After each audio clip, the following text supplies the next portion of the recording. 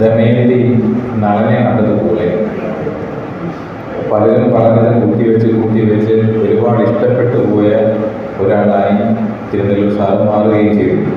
അങ്ങനെ വളരെ കുറച്ച് ആൾക്കാർ മാത്രമാണ് എൻ്റെ ഉള്ളിൽ ഇങ്ങനെ ഓരോ വർഷവും രൂപപ്പെട്ട് ഒരു പൂർണ്ണ രൂപത്തിലെത്തിയിട്ടുള്ളത്.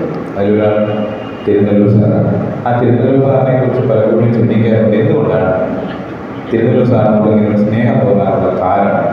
ഒരു അധ്യാപകൻ, നമ്മുടെ ജീവിതത്തിൽ എല്ലാവരുടെയും ജീവിതത്തിൽ അധ്യാപകരുണ്ടാകും, ഒരുപാട് ആരാധനാമൂർത്തികളുണ്ടാകും, ആശ്രയ വിവരണങ്ങളുണ്ടാകും. പക്ഷെ തിരുനെല്ലൂർ സാറിനോട് എന്തുകൊണ്ടാണ് എനിക്ക് സ്നേഹം തോന്നുന്നത്?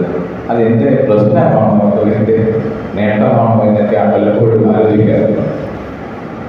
അങ്ങനെ ആലോചിക്കുമ്പോൾ ചില സമയങ്ങളിൽ സമൂഹത്തിൻ്റെ മുഖ്യധാരയിൽ പെട്ട ഒരാളല്ല ഞാൻ.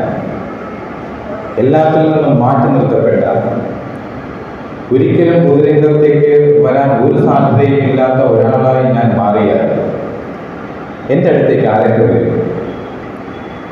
അങ്ങനെ വരുമ്പോൾ ചിന്തിക്കുമ്പോൾ എൻ്റെ അടുത്തേക്ക് വന്ന് എന്നെ തൊടുന്ന വാക്കുകൾ പലരുടെയും വായിച്ചിട്ടുണ്ടെങ്കിലും തിരുനെല്ലൂർ സാറിൻ്റേത് പോലുള്ള ധീരമായ വാക്കുകളൊന്നും ഞാൻ ഇതുവരെ കണ്ടിട്ടില്ല.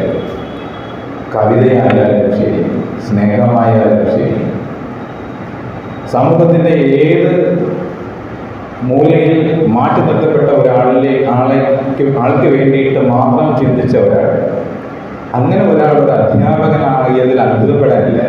കാരണം മിടുക്കരായ വിദ്യാർത്ഥികളെ കൂടുതൽ സമർത്ഥരാക്കുന്നതല്ല അവർ നല്ല അധ്യാപകർ.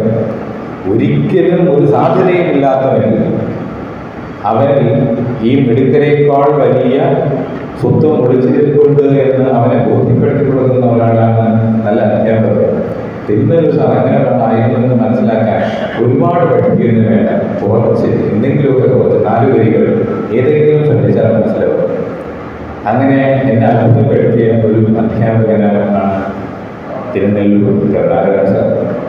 ആ സാറിൻ്റെ 101ാം ജന്മവാർഷികം ആഘോഷിക്കുമ്പോൾ നിങ്ങളെപ്പോലെ ഞാനും ഒരുപാട് സന്തോഷിക്കുന്നു.